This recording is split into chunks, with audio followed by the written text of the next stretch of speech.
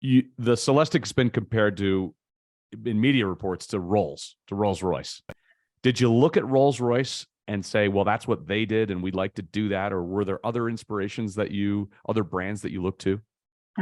We definitely benchmark Rolls Royce. We really look broadly at all of the players in the game, if you will. Hi, my name is Erin Crossley, and this is Cars and Culture with Jason Stein. It's an extraordinary opportunity, Erin, for you and the team. And we have to start there. You're creating a new design language for Cadillac. You're redefining the brand. You're bringing it into a new and powerful world. And that's not daunting at all, is it? It's extremely daunting. It was a huge, kind of a monumental task, if you will. But, with great risk comes great reward. And I think the team was, we were in a great place. It's kind of all the stars were aligning relative to CELESTIQ, and the time was right for it. And, we had a great team in place and a great vision with our show property. And yeah, it was a daunting task, but also an incredible opportunity. And I think we pulled it off. Yeah, you have pulled it off. It's funny. I've had a number of designers on this program, and when I've talked to them, there's this dichotomy that exists, if you will, that you spend all of this time and effort putting together a vehicle, and you've already way moved beyond that vehicle by the time the public sees it. So the public thinks that it's this gigantic moment. It's the moment for you. But this is so long ago for you to some extent, correct? Well, it started a long time ago, but it's been kind of a living, breathing thing for a number of years, and it has continued to progress and develop. I think one of the luxuries, if you will, that we had with CELESTIQ was we were really given the opportunity to take our time with it, to make sure that everything was perfect and speaking to the show car vision that had been created. So it was, a 4 or 5 year process, but it has been a very active process through the whole thing. And we actually revealed it very quickly, if you will, versus, we didn't finish it and then put it on a shelf. A bunch of stuff happened in the background and then we revealed it. We really revealed it as soon as it was ready, because we just could not wait to introduce the world to CELESTIQ. Tell me about the moment that it was revealed. And of course, the headlines now are all around the vehicle. But what did it mean to you? It was a very proud moment to see. I had the opportunity at the reveal to actually sit. They had stadium seating, and I got to sit way at the top in the back. And to be able to not only watch the moment happen, but watch the reaction in the crowd was really incredible, kind of to see how everybody else feels and seeing them feel the same way I felt about it. When we finished the reveal vehicle that we were going to show, like the first actual production incarnation of this beautiful vision that we had created as a design team. You're standing at the back of the room. This was in Los Angeles, correct? Yes. Mm-hmm. So you're at the back of the room, you're in the final row, and then the vehicle is rolled out. Did you hold your breath? A little bit. Yeah. And it was amazing not only to see people's reaction, but one of the photos that I was able to take from that was the moment happening and then a bunch of iPhone screens also capturing the moment. Like a concert. Yes. Did you share that photo? Who's the first person you shared that photo with? I'm not sure. It was such an exciting night, and I had a few, not as many as there are so many people involved in this project, but I had a few of the critical players from the design team there as well. So we were able to share in the moment together. I probably didn't actually share any photos until the next day. I'm not sure if that's clicking a text back home to say, the baby has finally been delivered. Yes. Well, yes, definitely text home for sure. Yeah. No, that's great. What a moment. Walk us around the CELESTIQ, if you can. Walk us around the design, at least from an audio perspective. Yeah, I think one of the things that you notice at first glance when you see the CELESTIQ is the sheer scale of the vehicle. It's a very long, lean, bold proportion, low profile, but a very clean and easy to understand design. Really long lines and surfaces that what we've done is really create a canvas for each individual to get creative, to use their imagination, and we've left them room to create as well. So, the exterior is just really long and lean in its stance, and it's punctuated by this incredibly lively light display in the headlamps, in the tail lamps, in the choreographed grille, and lighting plays a huge role in the exterior design. For you personally, which part of the vehicle were you most proud of? For the entire car, interior and exterior? Sure. Anything that you like that's really in there that, Wow. that might be a hard question, but It's a very hard question because there are really a number of things. I am very proud of the way that we have been able to capture and reintroduce the goddess as a symbol of hand craftsmanship for Cadillac. It's something that we have been talking about for a long time and was something that had to be executed just right. So not only how she was created in her modern appearance, but also that we have been able to capture her in glass on both the exterior and the interior. The lighting itself is, really beautifully demonstrates the merging of art and technology because it's very beautiful to look at in an artistic sense. But it's extremely technical in how it functions and how all of these elements come together to create this theatrical experience. And probably the one other thing is what we have been able to achieve from a material perspective. And materials were a huge part of this project because it's one thing to be able to capture a really bold and amazing design, but to execute it properly, to be in a flagship type status, which is what we were aiming for. It really has to be executed in authentic materials, and we were able to do that. Everything that looks like metal on this car is in fact real metal. And it was a lot of discussions between design and engineering and trying to find the right material and the right process and the right supplier that could execute it. And some of the parts were extremely challenging to figure out how to execute it in real metal. But we were able to find solutions for all of them. So just seeing that come together, it's one thing to execute that in a one-off show car, but to be able to find ways to productionize that even at an extremely low volume was a huge challenge to the team. Yeah, oftentimes we'll see show cars or concept cars that are very extreme. They're lovely, they're captivating. And then the production car comes out several years later and you go, well, what happened? Right. Yeah, this is not the case. Yeah, that's what's so amazing about this. I mean, we revealed the show car in July, right, and here we are in October showing it was like one of the first production cars off of our line. And it is really one of those Where's Waldo type of exercises when you look at our show car and our production car to really pick out what did change. Because very little did, and we were conscious of keeping the show car in the studio with us as we were doing the production car to make sure that we continued to, follow that icon that we had created, because that was the mission, was to productionize that show car. Interesting. So it actually sat next to the show car development as a bit of a parent or a father or mother figure to the vehicle that you were producing. Yeah.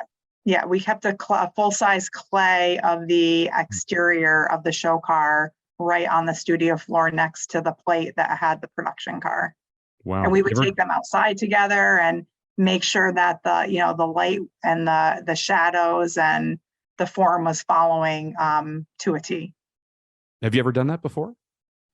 Not in my memory. It's the first time. Probably this. I feel like this is something that, though, is becoming characteristic of Cadillac. It was not dissimilar to the Lyriq. We released the Lyriq show car. The Lyriq production car is very true to what the show car was. You've had so much experience, obviously, in global color and trim and interior and exterior. Mm-hmm. And you mentioned really pushing to do things that you had never done before. Was the team pushed harder on those elements? And I mean, team being design and engineering than they ever have been before? I think so, yes, because, we were really pushing, materials that we had, imagined before or done in, trend presentations or shown on concept vehicles that fall off the table when you enter a production scenario for one reason or another. Whether there is, we need to leverage a supplier who actually isn't even in automotive yet, or it's a cost constraint. We don't know how to make that type of part and that type of material. You hit a lot of roadblocks with that. And for this vehicle, both design and engineering were very engaged on, a common phrase we would use is what must be true. So, yeah, we know there are a lot of roadblocks to this, but what must be true for us to do this one thing or this one execution? And there are a number of examples throughout the vehicle where it was, we went through a lot of iteration and hit a lot of roadblocks and had to keep kind of pivoting to different paths before we found a solution. You've worked on nearly every Cadillac that's been launched in the last 20 years. All generations of the Cadillac CTS, SRX, 3 generations of the Escalade, the XLR. What's your Cadillac journey been like? My Cadillac journey has been amazing. And it's been a journey that I could have never mapped out ahead of myself or mapped out for myself relative to my career, relative to where Cadillac would go. When I started working here right out of art school in the color material studio for Cadillac, my first project was the 2003 STS. We had one real wood in Cadillac. In the entire brand, there was one real wood. I lost count many years ago, how many we have in the portfolio now. So it's been amazing to actually be part of the evolution of a brand and the building of a brand. I think when I started, it had lost its luster a little bit, and we were trying to find our way. And there's been a lot of amazing moments in between the start of my career and CELESTIQ. Being part of, when we first started the amazing story that became V Series, working on the very first V Series car, where that seemed at the time kind of how CELESTIQ felt like. It's like, oh, I don't know, can we do this? We want to try all these things that we haven't done before. And so it's been kind of, one challenge after another, and just kind of to watch it, be able to have a front seat in watching it build over time. And being given the CELESTIQ opportunity was something, beyond what I could have imagined for myself or my career, to be such a large part of the team that, this is the vehicle that is truly going to change this brand and to elevate this brand. Let's talk a little bit about your career. And you mentioned art school, and you graduated with a degree in surface pattern design from Syracuse University. Is this what you wanted to do? Were you always, I mean, growing up, was designing vehicles part of your pathway? Well, strangely, it was, but I actually thought that that was not where I was going to end up. I did want to design cars. I've always loved cars. Both of my parents were always really into cars. And it was something that I had a lot of interest in. I wanted to go into a creative field. My parents wanted me to go into a creative field where I actually had an opportunity to earn a living. So automotive design seemed like something that could, make us both happy, if you will. So when I enrolled in Syracuse, I actually selected a major of industrial design because my understanding was if you want to get into automotive design, that is the course of study that you should select in art school. So I did. And after my first year of foundational art, I went into my focus on industrial design, and I hated it. I hated the work. I'm like, okay, when do we start drawing cars? And they're like, yeah, no, you gotta, here are all these ellipses and all these things that you have to do. And so it was kind of a lot of soul searching around, well, if I keep going down this path, I don't know if I can do this and industrial design at Syracuse is a 5-year program. I'm like, I don't know if I can do this, maybe I need to do something different. And my roommate was in surface pattern design, and I'm watching her create these beautiful hand-drawn patterns and repeat with all, working with gouache paint and all these beautiful colors. And I'm like, that looks like something I would enjoy more. So I actually changed my major, and I figured, you know what? We're just going to find another path, and it's going to be a creative path, and it's going to be great, and you're going to love what you're doing. So I did that. I really enjoyed the course of study. It actually enabled me to study abroad in Italy, which I was not going to be able to do as an industrial design student. And I had just kind of accepted that that was my path, and we were going to find something new to do post college. And just kind of by chance, I noticed a flyer that General Motors was coming to interview at Syracuse. And there was a note on there that said that they didn't want to just see industrial designers. I was like, all right, well, I've got nothing to lose. Let's go have a chat. So I signed up for an interview, and I met with a couple of the talent acquisition representatives from GM. And they saw my portfolio, and they're like, oh, have you ever heard of color and trim design? And I hadn't, it's not something that I realized somebody did. So that kind of started that dialogue. And I had actually, they were interviewing for internships. So they actually called me. I was literally walking out the door of my apartment to go to graduation. And they called me, and I'm like, okay, well, can I call you back? Because I'm borderline going to be late for graduation. I've got to graduate first. Yeah, like my parents will kill me if I'm not there. And they're like, oh, you're graduating? Oh, our internship program, you have to have 1 year left of studies left. And I'm like, okay, well, can I call you back and we can talk about this? So, fortunately, they were fantastic. They called me back, and they're like, you know what, let's see what we can do here. We're going to have a couple internal discussions. We'll get back to you. So they called me back like a week later, and they were like, do you want to come interview for a full-time job? Music Sure. to a new college graduate's ears. Do you want to come interview for a full-time job? Yes, I do. So yeah, I came out to Detroit, and I had another interview with the head of the color and trim department and showed my portfolio.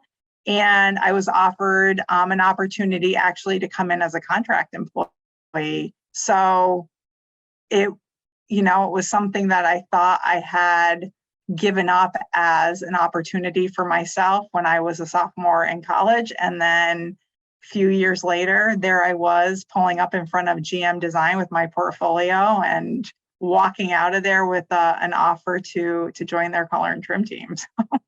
And are you from Michigan? No, I'm not. I'm actually from upstate New York, Saranac Lake, New York, and the Adirondacks. So how much did you know about the Motor City and about General Motors and about? None. I knew nothing. I flew out here, shortly after I graduated and, picked a start date to give myself like a month or so at home just to kind of catch up with everybody. And then I found an apartment online, actually. I just kind of did some searches to find an apartment and then loaded up a U-Haul. My dad drove the U-Haul. I drove my car and it just came out and unpacked the U-Haul and just went with it. And were mom and dad happy? Yeah, they were extremely happy. Okay, because you met kind of in the middle, right? With no, they were do very something happy. creative, and I'll make money. Yes, they were really happy that I was, that I was going to be gainfully employed so early on after graduating, and that it was something that I was really excited about doing. So I think they're just as surprised, I guess, about where this journey has taken me as I am. But well, and then all of a sudden you're part of design studios that have had the likes of Bill Mitchell and Harley Earl. And I mean, these legendary, not only Detroit names, but automotive names, this rich design history. Now you're right in the middle, you're immersed in it. And I'm guessing you caught up to speed in a hurry about exactly what GM represents. Yeah, absolutely. I dove right into it. It was really such an incredible opportunity and such an incredibly inspirational place to be. The more not only that I learned about everything that was GM, but just, the history of the Tech Center campus and what it means architecturally, what it means from a design perspective, was just really overwhelming that I'm actually part of this now. It was really, really incredible. So, and you're joining GM at a point where Bob Lutz is larger than life and obviously had his own opinions on everything that occurred from a design standpoint. And Ed Welburn, who's been on this program, was obviously in the lead role there. And then you get the chance to go to Australia. I mean, all of a sudden, upstate New York is now the other side of the world. Yes. Yeah. And that, not dissimilar to how the job itself surprised me, the opportunity being presented to me to go and head up the color and trim studio in Australia was a complete surprise, something that I wasn't expecting, nor did I think I was ready to take on a role like that. I had been in the color and trim studio for about 7 years at that time. And I was a lead designer. I was leading a lot of the passenger car work for all of the brands, but didn't think that I was ready to go lead a team kind of on my own, much less in another country. Was there somebody who served as an inspiration for you during this journey internally? Absolutely. An inspiration and really a champion. I was fortunate. My leader at the time and through the early part of my career, Helen Emsley, who was previously the executive director of design for GMC and Buick here, she hired me in to the studio. So she was the one that I first interviewed when I came out here. And yeah, she was just a huge champion and supporter of mine. And when she presented me with the opportunity for Australia, it was really her reassuring me that she knew that I could do it. But I'm like, all right, well, she believes that I can do it, so I can do it. So just having somebody who genuinely believes in you, I think helps make those huge opportunities feel a little less scary, because you really just need to, we grow when we're uncomfortable, right? So it was my opportunity to grow, and I'm very thankful that she gave me that opportunity, because I think it was, as a people leader and as a creative leader in the organization, it really was kind of a turning point in my career. I learned a lot from that experience. It's interesting. Many designers within Cadillac's color and trim studio come from backgrounds in interior design, fashion, jewelry design. You're just cars through and through. Yeah, well, I just have always, loved cars and, thought they were beautiful and works of art in and of themselves.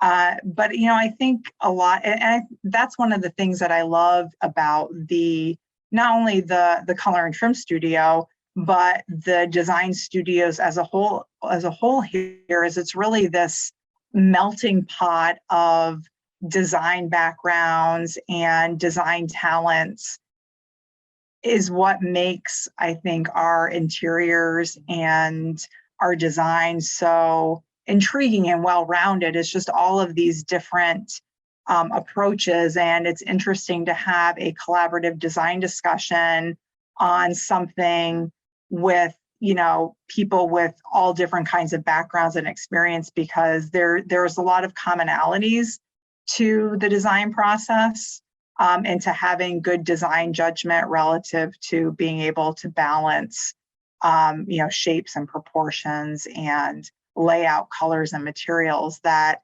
can really translate whether you are designing something as small as a piece of jewelry or as something as large as an entire room. Let's talk generally about design. Designers are consumers of good design in their own lives. Let me ask you about some consumer products, and if you can share some products that excite you, I guess, from the non-automotive world. So because of the impact that those products have on the rest of society, and I'm sure you draw inspiration in your own professional world from your personal world. So let's talk about what you like. Watches. Who's doing interesting things in the watch world?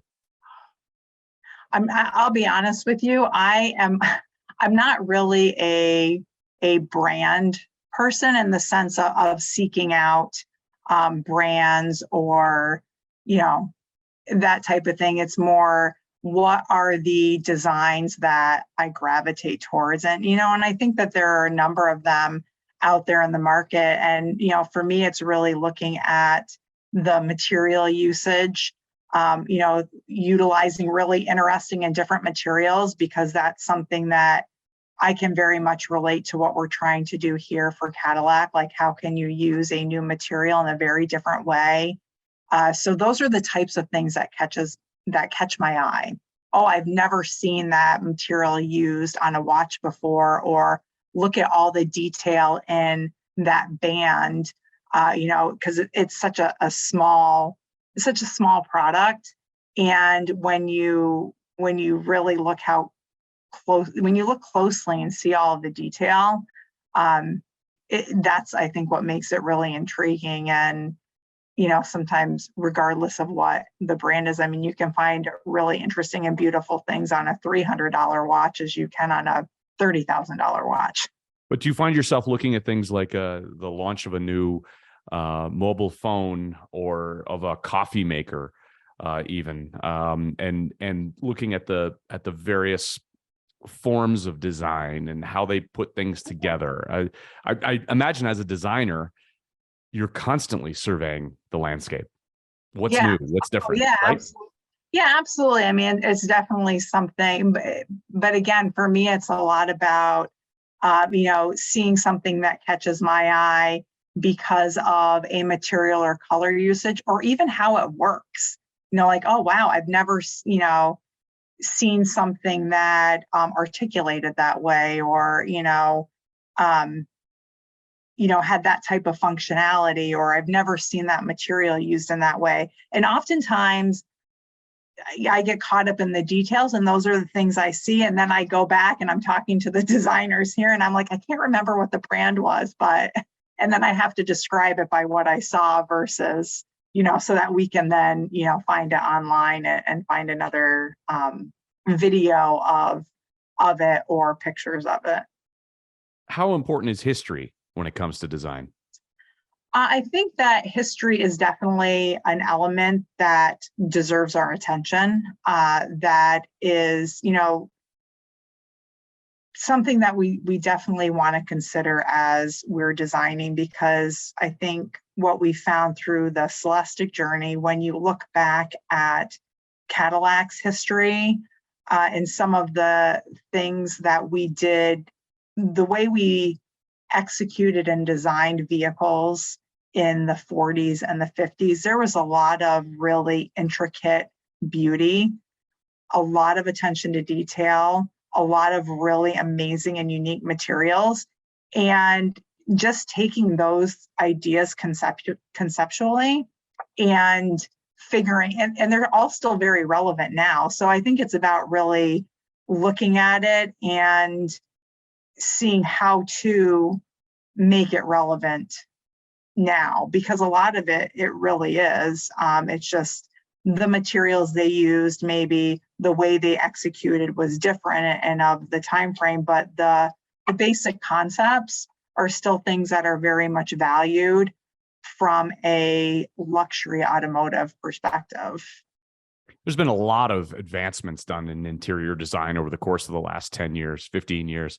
You probably can't say it, but I'll say that I first noticed that Audi had completely revolutionized the way that premium vehicles and luxury vehicles are rolled out, and the texture and the trim. That was a lot of conversation, back a dozen years ago. The CELESTIQ has been compared to, in media reports, to Rolls Royce. Did you look at Rolls Royce and say, well, that's what they did and we'd like to do that? Or were there other inspirations other brands that you look to? We definitely benchmark Rolls Royce.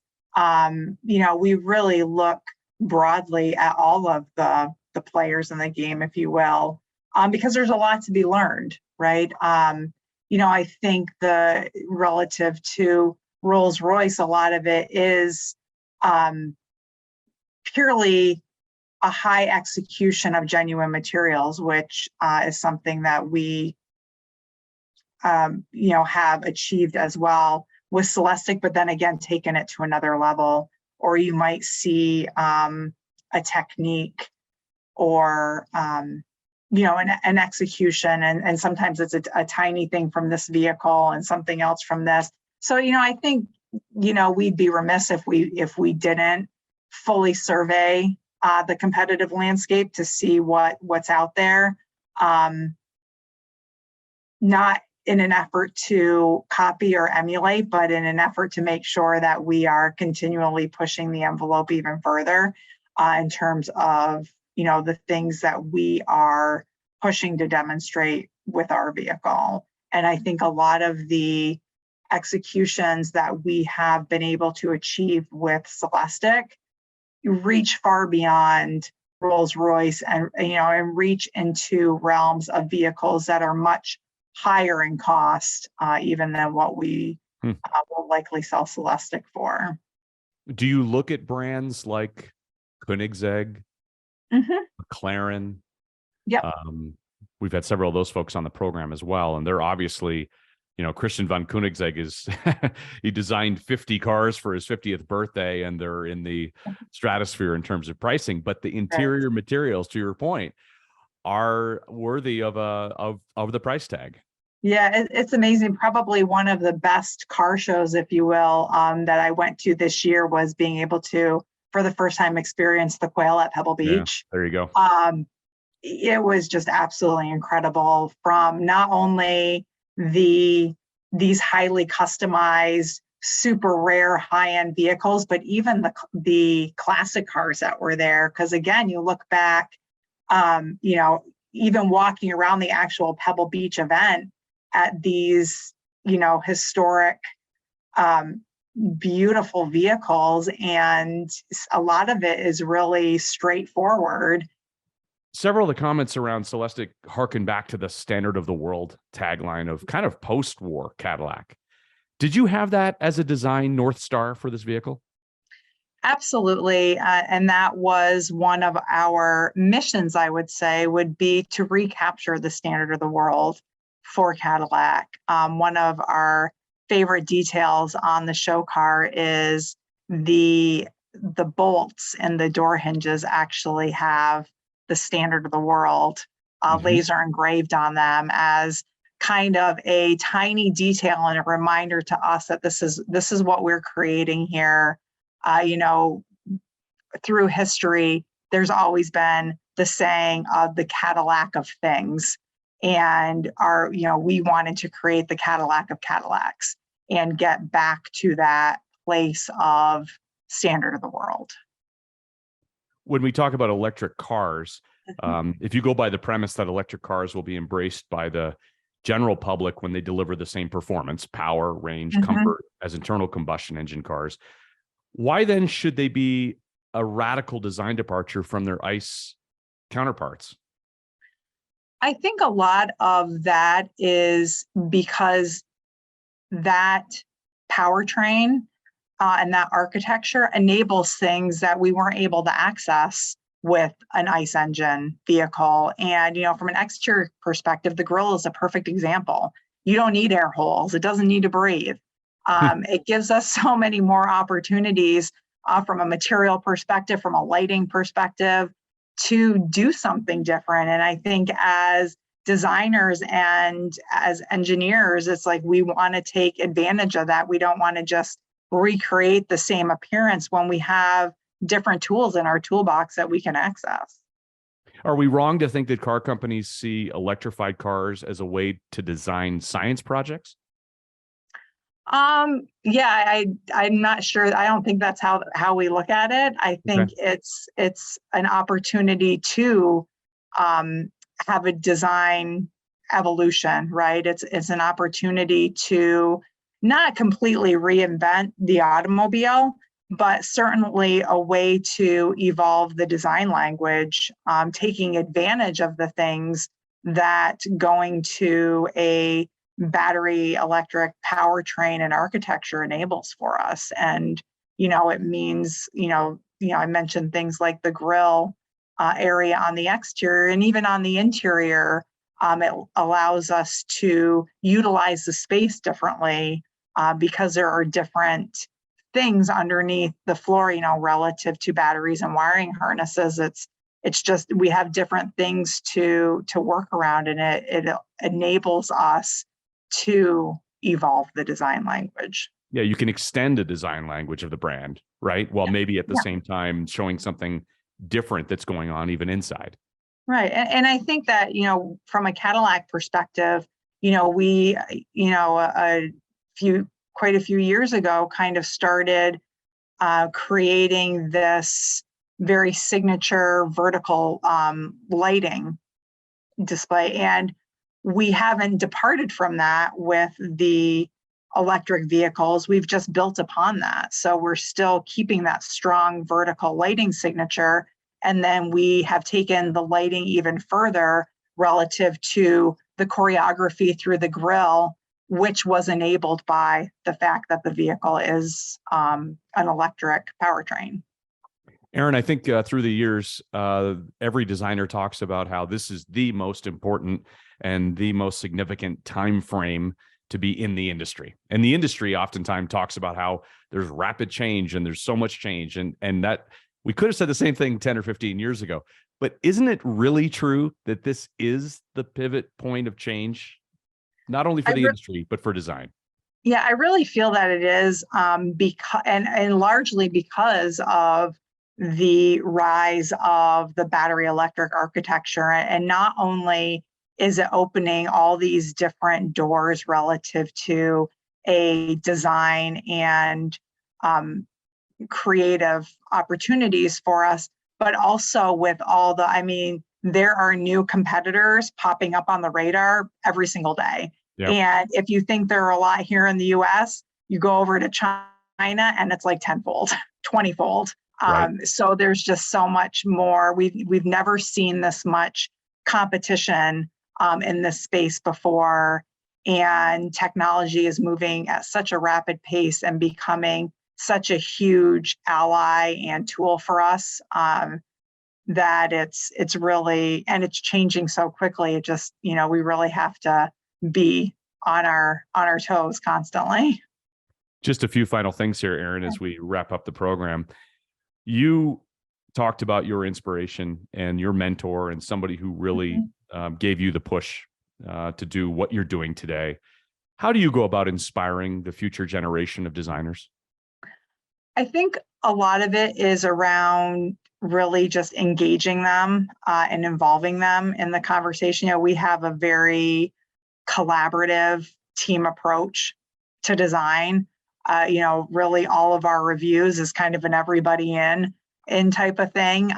Let's all talk about it. I want to hear their points of view. I want to make space for their voices. And, as we talked about previously a little bit, we have such a diverse workforce, and we have such an opportunity to really have all these differing opinions to make our design process and the design of our vehicles that much richer for it.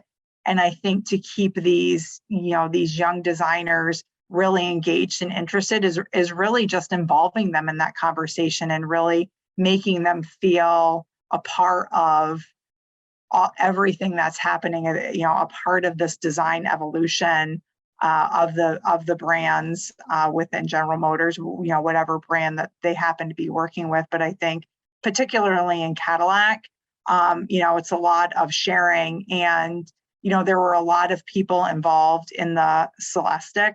But I think even for those who weren't directly involved with it from a Cadillac perspective, the level of sharing that we're having relative to what's going on with it, everybody feels like they're part of it. And I think that that's hugely inspiring, especially for younger designers kind of just joining the team and joining Cadillac. Well, Erin, you had a wonderful quote. The best journeys have twists, turns, and unexpected stops. Be ambitious and think about the possibilities for your journey, but don't be in such a hurry to arrive at a destination that you close yourself off to opportunity and discovery. That sums it up. Yes. Yeah, absolutely. Because like I said, I could have never planned this journey for myself, and it wouldn't be what it is if I had shied away from the opportunities that were presented to me that I thought I wasn't ready to tackle. And by other leaders believing in me and, encouraging me to keep taking these opportunities, I've really just kind of become part of the journey, and it's been very organic, and that much better. I think I'm that much better for just kind of going with it.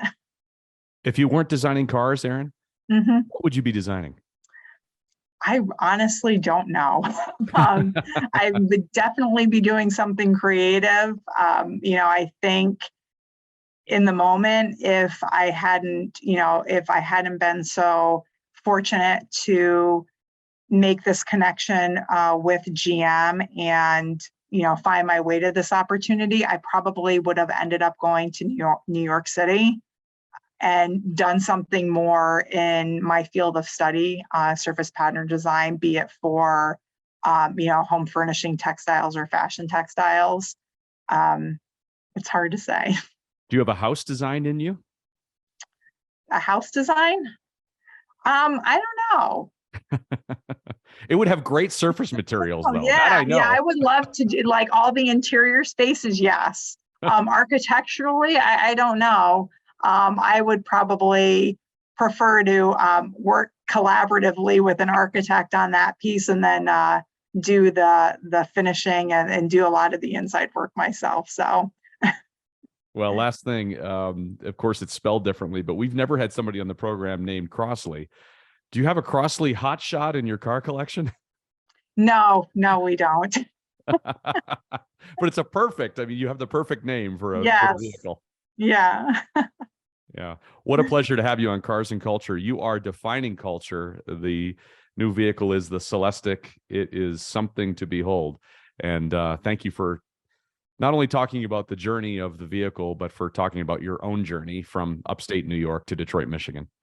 Oh, great. Thank you, Jason, for having me on the show. It's been excellent to have this conversation with you and share everything that's going on here, and to share a bit about myself and the CELESTIQ with you.